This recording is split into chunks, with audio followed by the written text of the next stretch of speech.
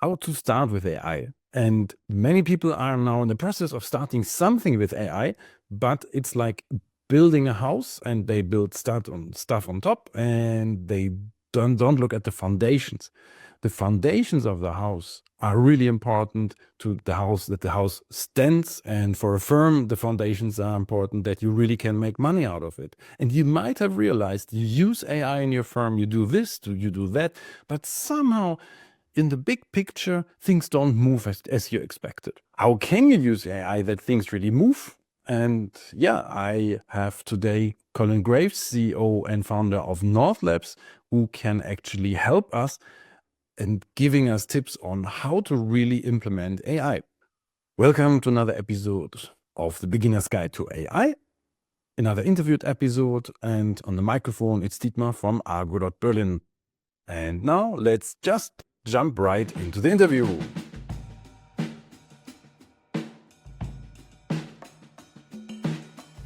I could talk a lot about Collin, but the best thing is he tells you something about himself. And the most important thing is, how did you get into AI, Collin? Yeah, it's a long story, but I'll keep it brief. So I've been in the cloud data and analytics world for the past 17 years. This is the second 17 company years. I've run in this space.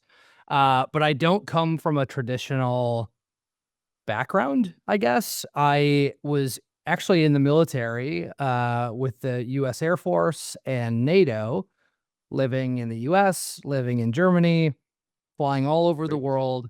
When I first learned about this cool brand new thing called Amazon Web Services back in 2007.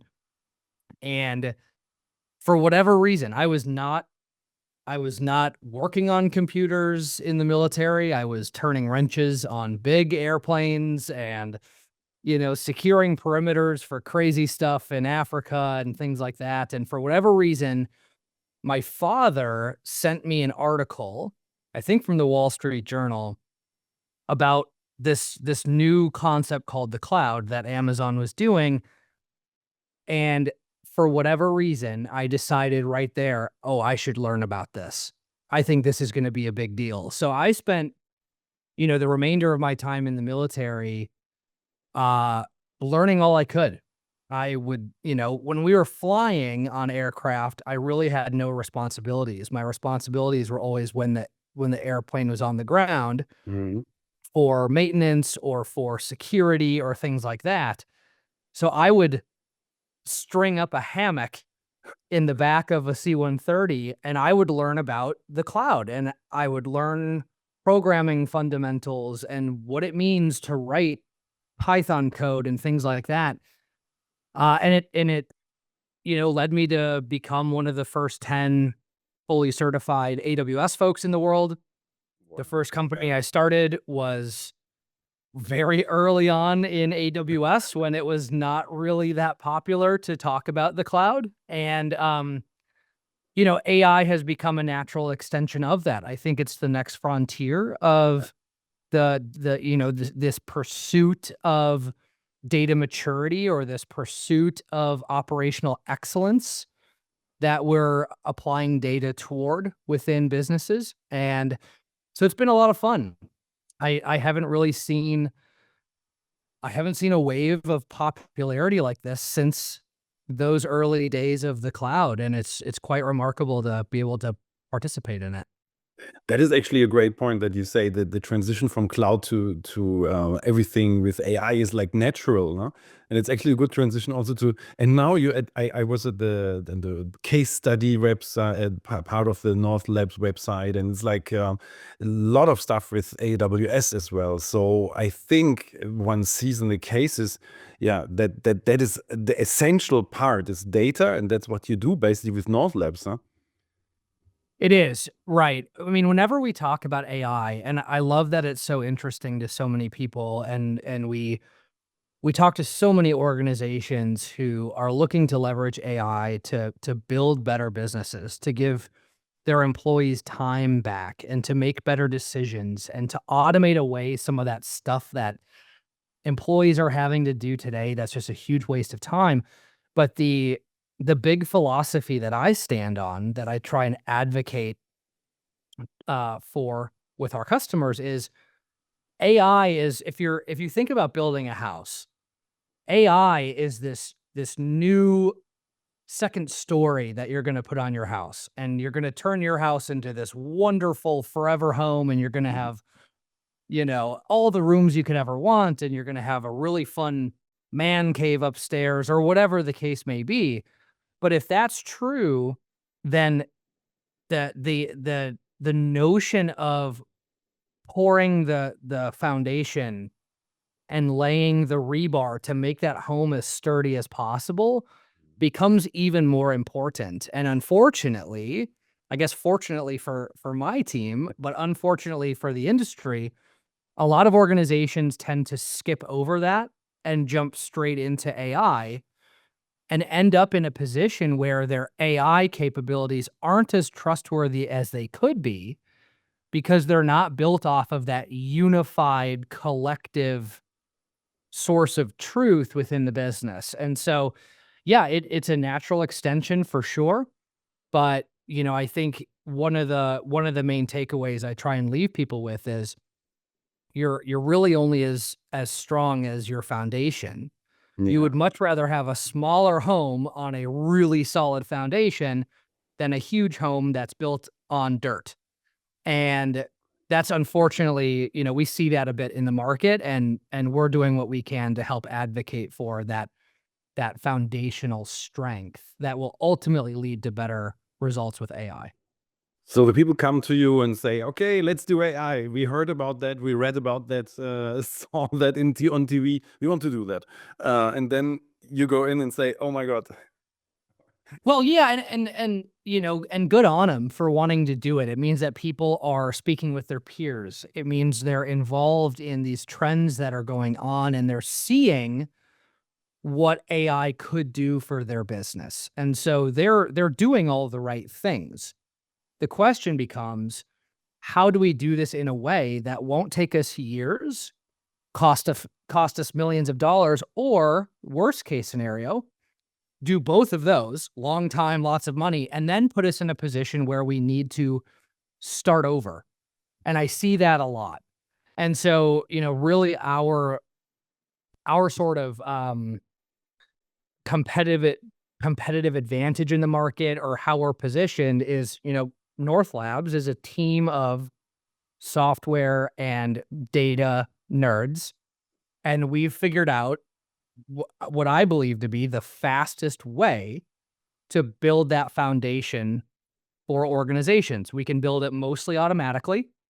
We have pre-built data models that we can plug right into their data, do a little bit of tweaking, and they have that really solid foundation in a matter of days or weeks instead of months, quarters, years.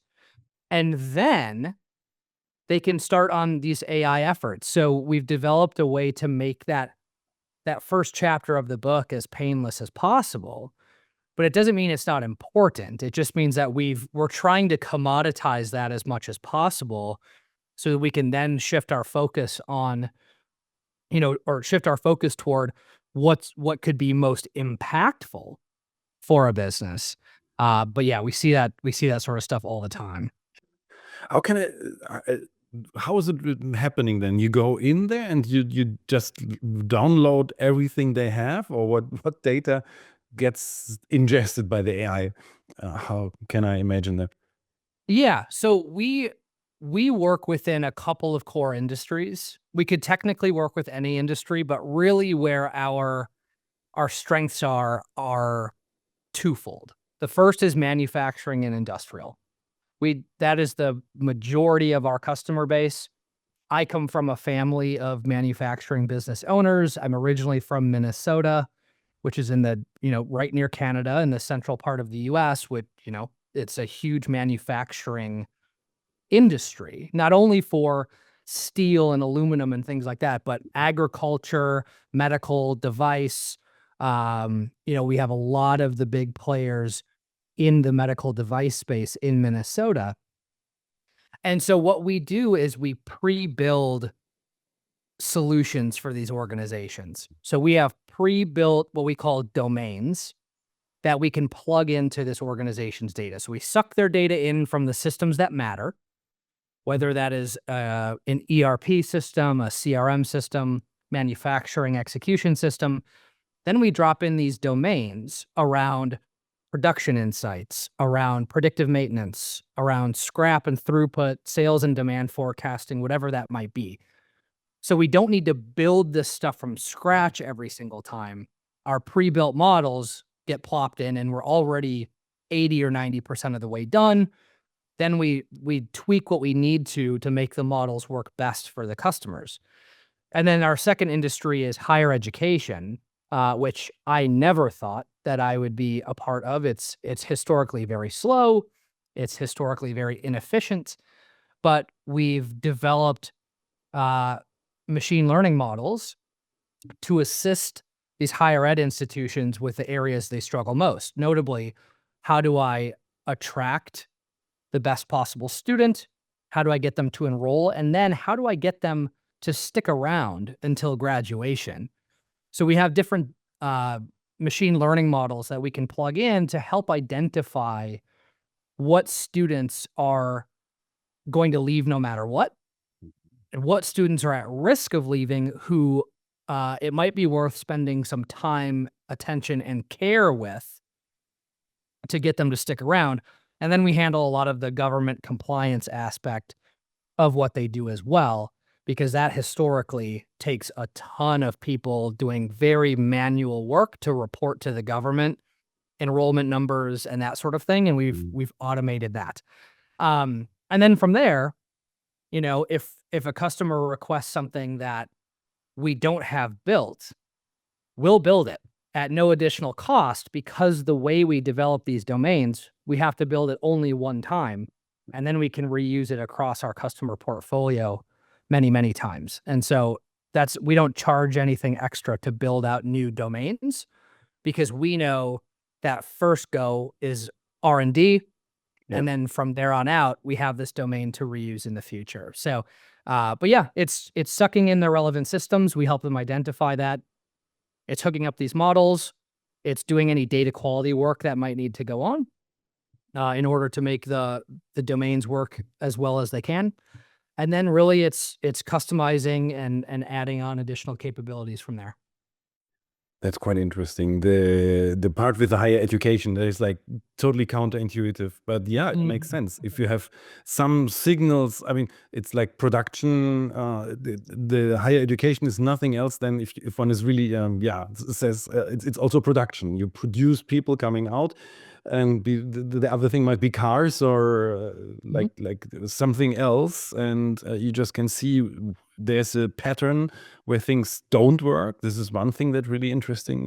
The other thing is the whole bureaucracy thing. Yeah, because it's always the same, but it's really, oh my God, going to hundreds and maybe thousands of data sets for getting something out. Yeah. Yeah, I mean, it's we look for examples in the market where you have multivariate systems. And so this is going to sound crazy, but higher education is very similar to manufacturing in that regard. In manufacturing, you have tons of raw inventory or raw materials that you need to bring in. Then they get sort of, if you think of a bow tie, right? It's big on both sides and narrow in the middle. Lots of inventory, raw materials coming in. It all gets concentrated down into a production line. And then the other side of that bow tie is it's the distribution network, and it's going out to customers. For higher education, it's pretty similar. You have a wide outreach in terms of attraction and enrollment. Then the bow tie gets narrower when the student is actually in place, taking a course load, adding a major, whatever the case may be. And then afterwards, you get in more to the either, hey, wouldn't it be nice, Dietmar, if you could add a second degree or a more professional degree on top of what you've already done? Or, hey, you've successfully graduated. Well, guess what? Now we want you to we want to turn you into an alumni donor. We want you to, right? So we have campaigns and efforts that go out so we can secure donations from you in the future to keep our to keep revenue coming in to the institution. So they're shaped pretty similar, and I think that's why we found success in those domains. There are other examples like retail that we plan to get into, and CPG and things like that. But those two examples really, they're if you overlay them on top of one another, they're fairly similar. So it makes sense. Everything that has this form of a bow tie from the model, that makes sense to use like this. What is the biggest problem with the data you have there? Is the quality of the data a problem, to the access, or how is, yeah. We don't struggle with access that much anymore because we bring everything to the table for a customer. So when they sign on with us, we bring all of the people, all of the process, all of the technology they would need to run these capabilities. We didn't used to do that. We used to say, all right, you signed on with us, that's great. And like a more traditional services partner, you're going to grant us access to your systems and we're going to build within your systems. As you might imagine, in manufacturing, especially the closer you get to, say, the defense sector, that becomes very difficult. Mhm. And then higher education, because of the compliance and governance requirements there, that's also difficult. You have different federal compliance that says don't allow third-party people to just come in and poke around in your data. That would be silly. So now that we bring all of the tools to the table, the access piece isn't as difficult.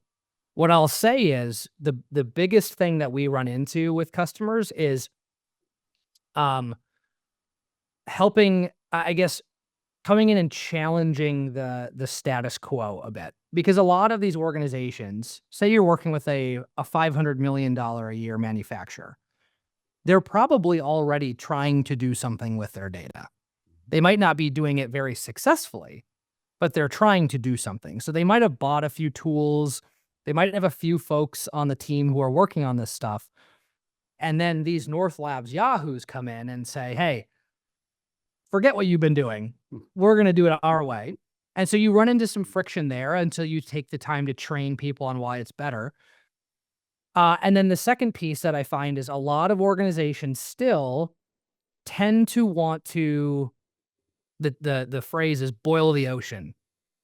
So what that means is somebody might come and say, hey, we want to be data driven within Fisher Industries, right? Go out and ingest all of our data across all of our systems, and then we'll figure out what to do with it, right? But the problem with that is in the last 8 years, at least for the manufacturing industry, the average number of tools, software tools within these organizations has doubled. So you have crazy tool sprawl. And so you can't go into a transformation effort like this acting as though all of these sources are created equally. A lot of times when we see sprawl like that, what it means is that there are a lot of tools, but a small amount of each tool is being used. We call that tool overlap. Mhm. So where you might have been successful with one tool, now you have 3, each of which are doing a third of the job. And so ingesting all of that stuff takes a lot of time.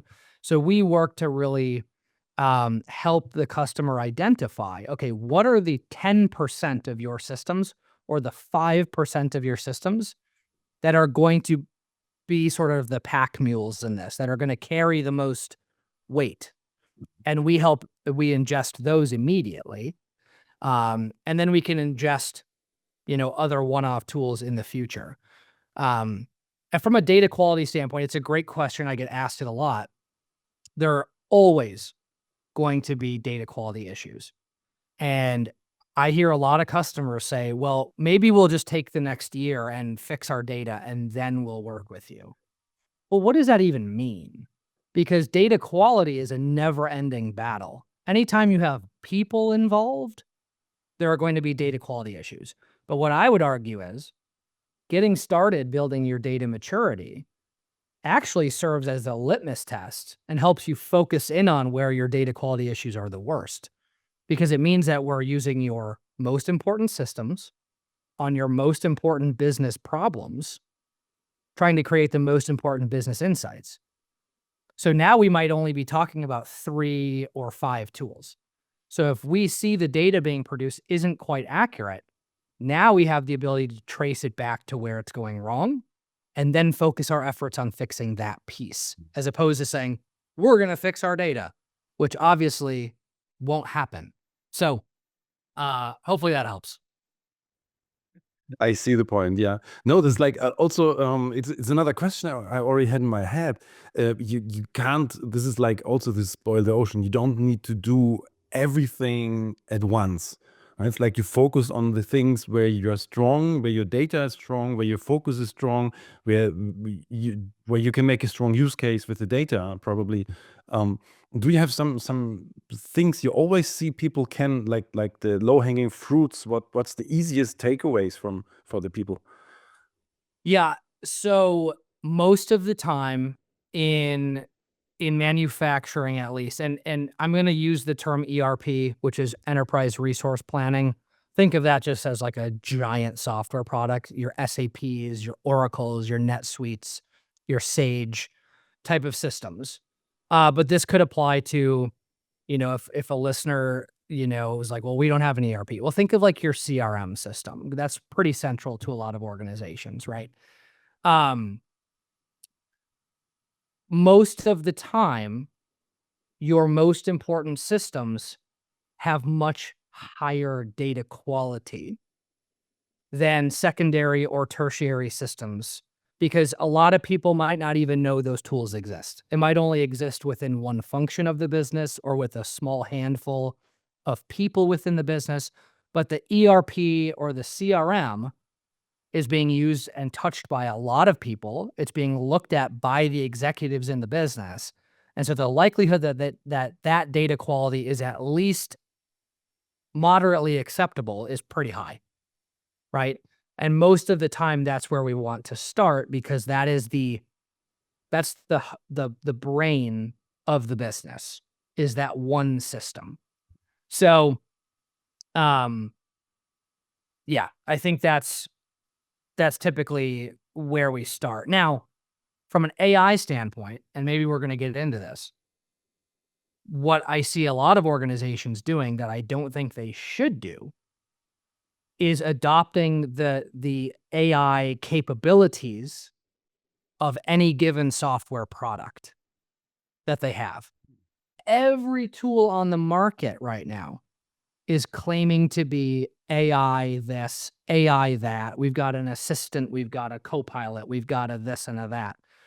The issue with that is you're going to have different large language models working within different contexts and thus having different understanding of your business. And you have no way to unify that.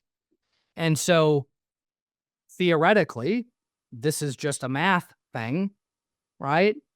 The context of any one of these given tools is going to be slightly different at any given time. And I believe that is dangerous. I believe that is when the cloud first kicked off. I've been in this industry a long time. From 2010 through 2014, organizations had a blanket mandate. Just get it to the cloud. Just, I don't care what it looks like. I don't care where it lives. Put it in the cloud. And they realized at the tail end of that time period that that was a bad idea, because some platforms, services, tools were not ready to go to the cloud. And so they spent enormous sums of money, enormous amounts of resource power to move these things that ultimately failed.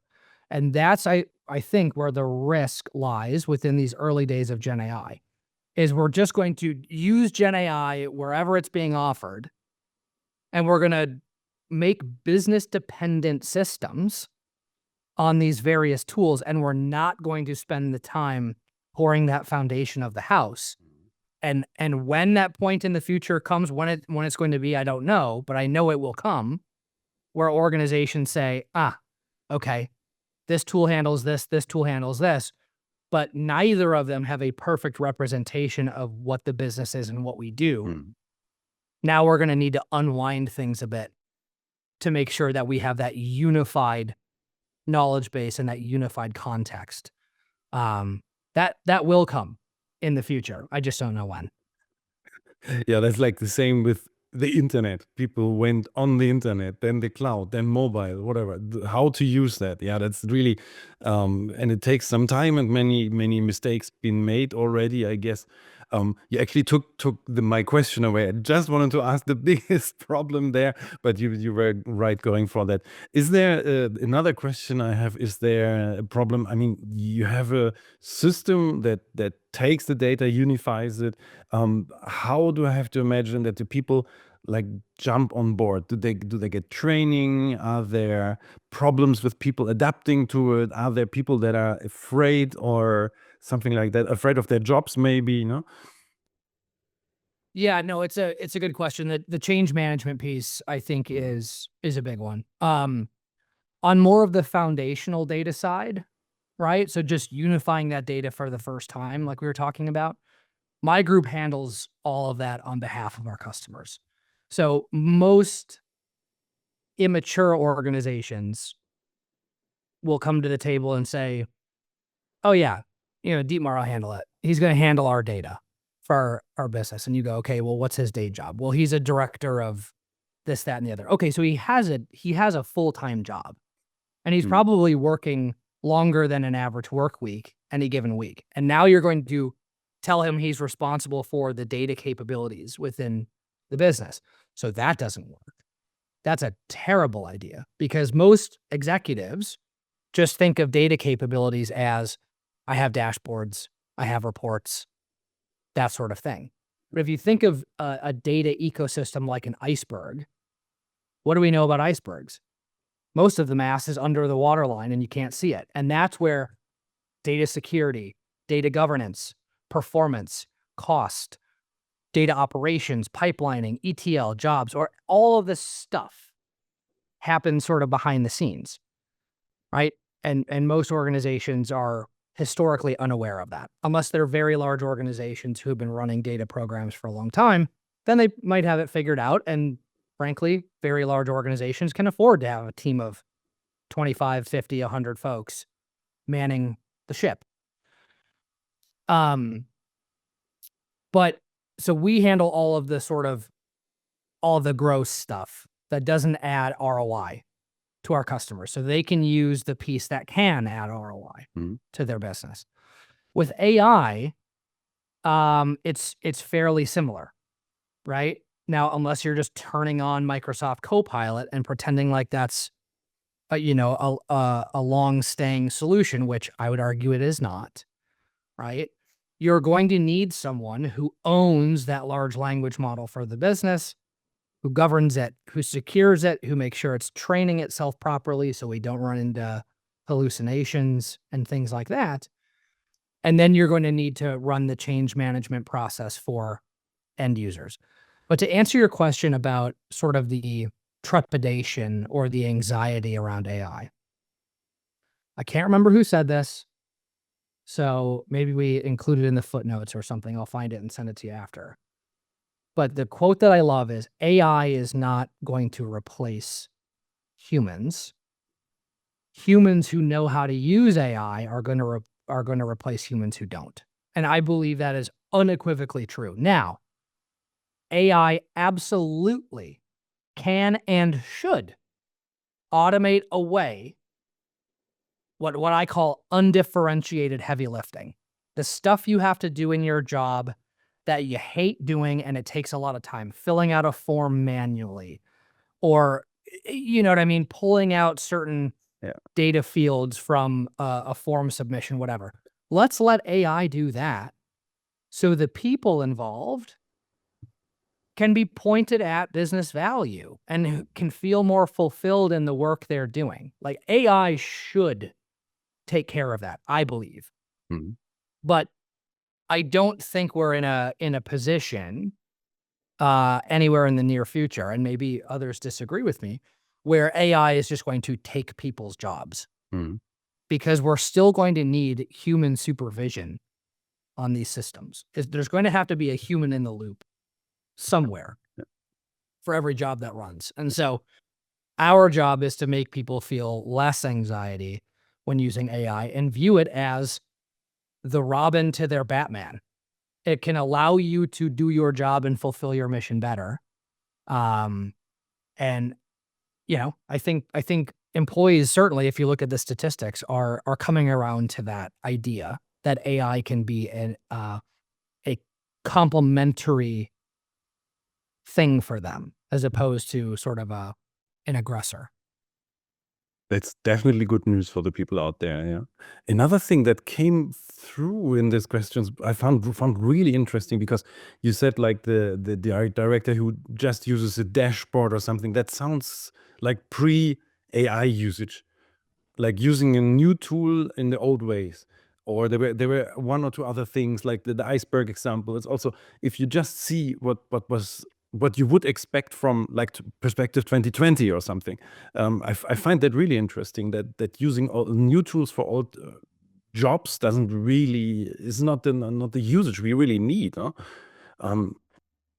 Yeah, I think, at the end of the day, change takes a long time.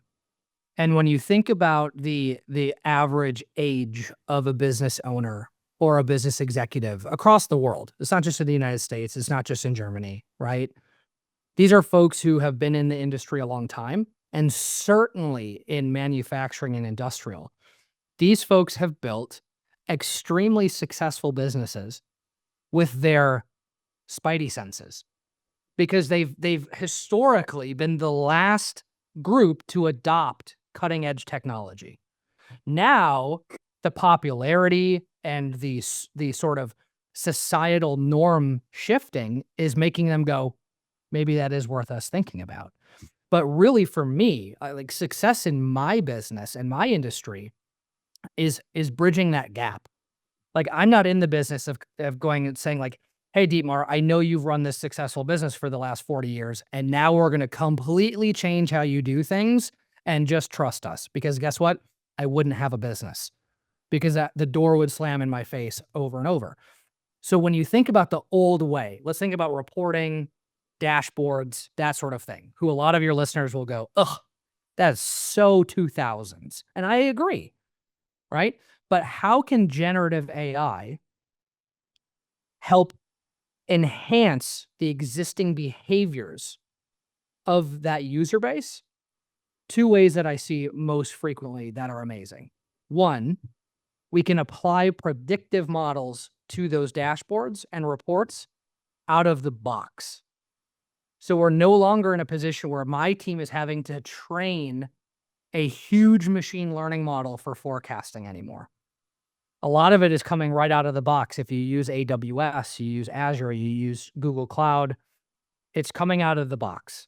That's amazing, because a lot of effort historically has gone into forecasting for these businesses, and the accuracy of their forecasts have been very bad for a long time. So now we have reason to believe that overnight, our forecasting will be better. The second piece, and the one that I think is the single biggest driver of executive adoption for Gen AI in the market today, is a term called natural language querying. And for your listeners who aren't familiar, think of this as the ability to almost make a Google search of your organization's data in plain English. But then the system can respond to you either with plain English, or can automatically create you a dashboard or a report, something that historically you might have had to wait weeks or months for, depending on how busy your BI team was. Now you're getting an answer immediately. It's building a dashboard for you, and you can save that dashboard for future use, and it will update as your data updates. That, to me, bar none. Like, yes, conversational AI, chat GPT, all that stuff, fine. But if we're talking about, hey, this question that I have isn't currently answered with our data capabilities, and now I have a means to answer that question in less than a minute, as opposed to 3 weeks or 3 months, hey, yeah, boss, we'll get to it, right? That's a game changer that will do nothing but promote adoption of these tools, and will promote business velocity, which is what everyone is looking for. Yeah. No, it is like, I mean, if I use a tool to write an email, huh? or make a social media post, that's nice. But if I can make a dashboard with predictions or with like basis for my decision, strategic decision, that's not the tactical level, it's more like a strategic level, that's much higher quality. Yeah. Yeah. Makes Yeah, and total think of, sense. I mean, these manufacturing and industrial, you answer a lot of, we call them RFPs in the US, requests for proposal. So if the government needs something that you sell, they'll put out an RFP and a bunch of organizations will bid on it and the government will select one, right? RFPs take an enormous amount of time to put together. And they're so stupid, but we have to do them because that's how the world works. But imagine a system, and we've built this for a customer, so this is a real world example. Imagine a system where the next time Fisher Industries gets an RFP, say from the government of Berlin, right? And they say, we need 10 of this thing that you sell. Okay. The system can look at all of your historical RFP responses because they're always structured the same way. And it can fill out 90% of that RFP response based off of historical data and new inputs from the request.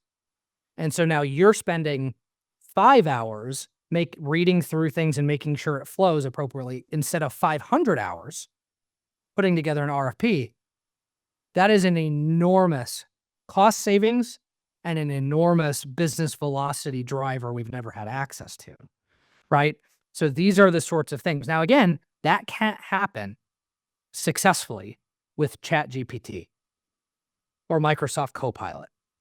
You're just not going to get the quality that you need. That's going to come from you standing up and owning your own Claude. It could be OpenAI Enterprise if you're training your own. It's going to come with your own company's large language model where you're going to be able to drive that stuff. Yeah. No, that's like, I work at an agency. I have a small agency, and I got those. All they come actually, funnily, from government of Berlin. There is one, and I put a little bit of stuff in. It's so boring to do that, to research that. The probabilities to get that, I mean, there's 20, 30 agencies applying, so the chances are really low. I had actually a professor who said, never do that. It doesn't work it's a numbers game, and it doesn't work. But now making that automatic for an agency, easy. But with manufacturing, you need to have so much more, from standardization to amount. Can you produce whatever? Yeah, that makes totally sense. And to have that, you need to own your own data. I think that's a really, really important point, that you have to own your own LLM based on whatever. But yeah, so how should I go there? I mean, you said OpenAI Enterprise or something. Do I build one? Do I take an open source model? How do you do that? How do you handle that? Yeah, there's a couple ways that you can go. For our customers, we provide the foundations for an LLM out of the box as part of our service with them. Not saying that your subscriber should buy from us because we're not inexpensive, but if that that is something, yeah. So we implement it, we manage it for the customer, that sort of thing. If you're going at it on your own, I do think a privately hosted version of OpenAI could work fine, right? The biggest thing you want to look for is that, like, the thing that just I can't get over with ChatGPT is that every request you make, it's sending it over the internet to be trained for the next ChatGPT version to come out. Everything. Unless you have the enterprise version and it's closed off, but then you're paying quite a bit more money for that, right? Because they're basically being subsidized for not being able to use your data to train these models. So an OpenAI hosted privately is a good example. My favorite, and we work with all the cloud providers out there. Our relationship with Amazon Web Services is the best out of all of them. They use a tool called Bedrock, and Bedrock allows you to run multiple LLMs at the same time on a common data set. So you can be training your next LLM while your current one is running, which I think is something that a lot of organizations aren't considering. Is right. I knew of a group that spent something like $10 million training on Chat GPT 3, right? 9 months, 12 months, whatever. A lot of money. And like 2 weeks after they released this, and it was like, this is the best thing ever, Chat GPT 4 came out. And that made Chat GPT 3 look like a caveman. Like it totally couldn't do it. But you can't just swap over and pretend like everything's going to work the same. There's new context, there's new affinities. Like you have to go through that quality control process again. So tools like Bedrock will allow you to run 3, and when 4 comes out, instead of going, oh my God, what have we done?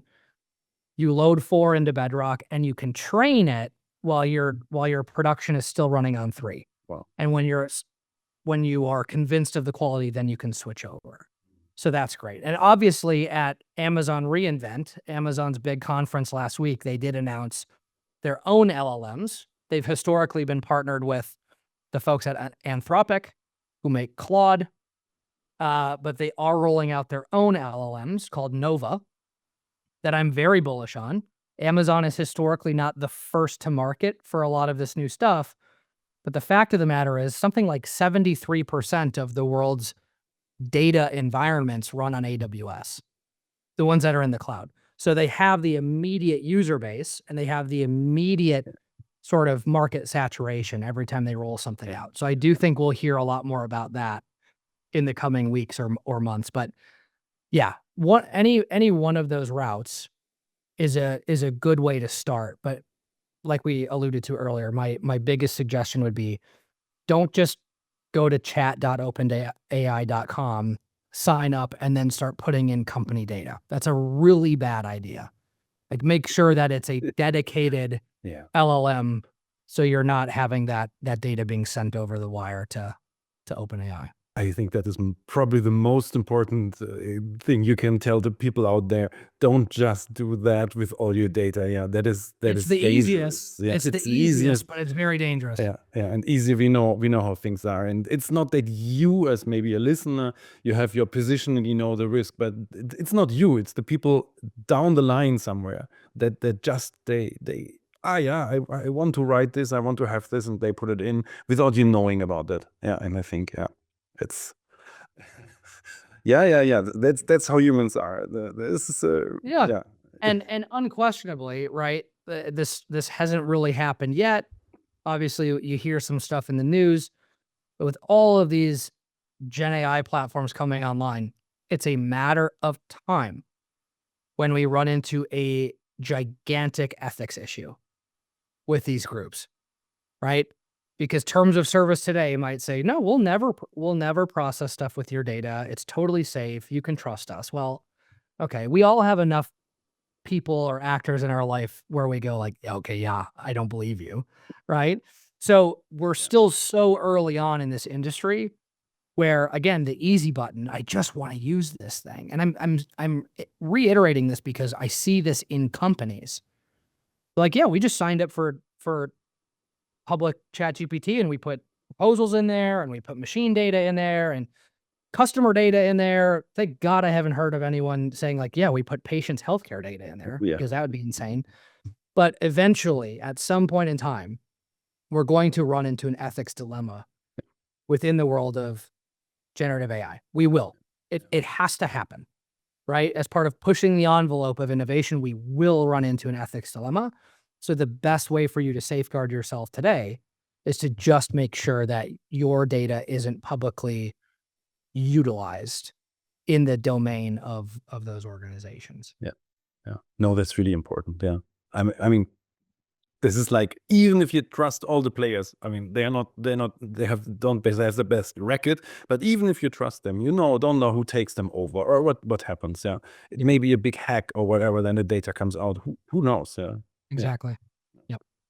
Collin, I have to come to a personal thing. How do you personally use AI in your daily life, business, private, or so? I'm curious about that. Not the firm, but the private one. I love it. Yeah. So my favorite thing is, I'm a big, my father is the smartest person I know. He's got 3 master's degrees in electrical engineering. He helped, he built pacemakers for Medtronic for many years and got patents on that. He helped build the Keurig coffee machine, which everybody knows about. He wasn't a part of Keurig, he was part of a contract manufacturer that built it. So we don't have any patents for the Keurig. That would be nice. Um, but I love to tinker with hardware. I love to tinker with hardware. Um, Most related to your question, I love to tinker with the idea of leveraging edge computing and generative AI. So, how can we leverage AI at the edge on devices while it's syncing to the cloud, but not needing that full circle call and response with stuff? So, uh, I, like many people, used to trust my home security and my home automation and whatnot to a bunch of different vendors, right? I'd have my security folks and I'd have my lighting folks and I'd have my access control and all that stuff. And maybe I only have this stuff because I'm a tech nerd. But eventually I got really sick of these systems not being able to talk to one another because that's terrible, right? And so I started tinkering with Raspberry Pi modules. The new ones have ML chips in them, and you can be running Gen AI in the background. And so I'm about 80% of the way done building my own smart home suite, lights, blinds, perimeter detection, surveillance, access control, you know, press one button and everything in the house shuts off. It's been a super fun experiment. It's made me feel very uneducated at times. I've never soldered anything in my life up to this point. Um, and it's been great. But what that's allowed us to think about for North Labs is what's next for us with AI and physical hardware, right? So we talked earlier about these domains that we have. Well, all of our domains today are software data related, right? But what about asset tracking within a manufacturer? So I know that this piece of steel moves through the line here and comes out this side, or predictive maintenance, because software feeds from a piece of machinery can't tell you if it's getting too hot or if it's vibrating. And that's typically a telltale sign that a machine's going to fail. So how might we leverage hardware sensors to serve as the vibration, pressure, temperature sensors and have machine learning at the edge to where it can take action if needed in the event of an emergency that can be feeding back to that centralized system where all of our other software data is going. So now we have a very complete unified view of the business.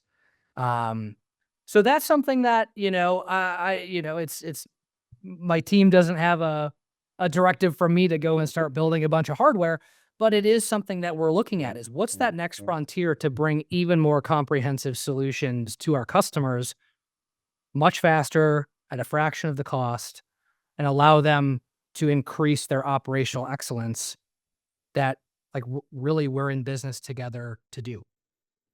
Oh, that's interesting. It's really interesting. And it segues perfectly into my last question, the Terminator scenario. How probable do you think a Terminator scenario would be? And you are already working on the hardware.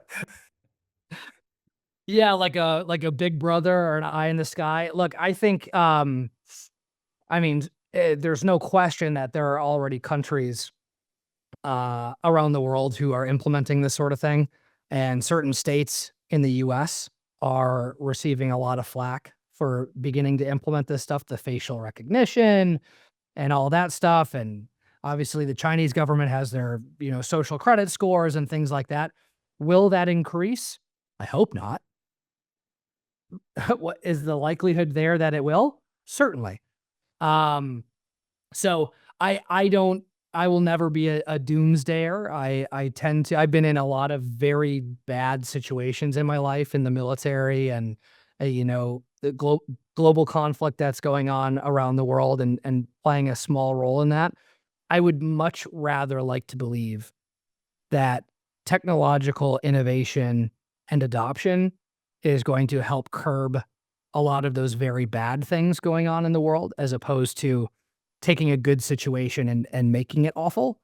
So that's always the viewpoint that I'm going to cautiously maintain, just because, I can't afford any more gray hair thinking about, what could be, Yeah. in a worst case scenario. But certainly, we're gonna see events in the future that somebody acted poorly and used, I'm using the term weaponizing. I don't mean physical weapons necessarily, but weaponizing these capabilities. Certainly fraudsters and, quantum computing is just around the corner. So now we're going to marry generative AI and quantum computing together. And what's that going to create? I mean, that's a whole different peak for us to climb as a society. I mean, there's a lot of things that are going to, the next 10, 20 years are going to be interesting, to say the least. Great. That is also, a realistic but optimistic answer. I love that. And but Colin, do tell us, where can people find you? The firm, you personally, where can they connect to you? Sure. So the company is northlabs.com. Check us out. Our website is in need of a little facelift with all the stuff we have going on, but that's where you'll find us. I'm not on any social media except for LinkedIn. I cut my social media ties a long time ago, and it's been amazing. But linkedin.com/in/Collin Graves, Collin with 2 L's, Graves like dead people. You can connect with me there. Shoot me a note saying, you love listening to Dietmar's podcast, and we'll talk about AI. I will put everything in the show notes, so you don't have to go back with your audio app and note everything. You can just click there and find that. And the last thing is, Colin, thank you for being on the podcast. I learned a lot and it was really interesting. And let's see what the future brings. And thank you. Absolutely. Loved being here, Dietmar. Thanks for the conversation. So I think we learned a lot, and the most important thing is foundations first. You have to have good foundations for your data to use your AI, and then you have to have a process to use this data to get really something out of your AI. I think that's really important if you really implement AI and it's not just a hobby, or if you want to really go and make revenue, save time, and make AI really useful for your firm. So thanks again, Colin, for the interview. And all the people out there, don't forget to go to argoberlin.com/newsletter to subscribe for a newsletter and get all the podcast episodes in your mailbox. Also subscribe to the newsletter in your podcast app. And hope to have you back in the next episode. Signing off, Dietmar from Argo Berlin.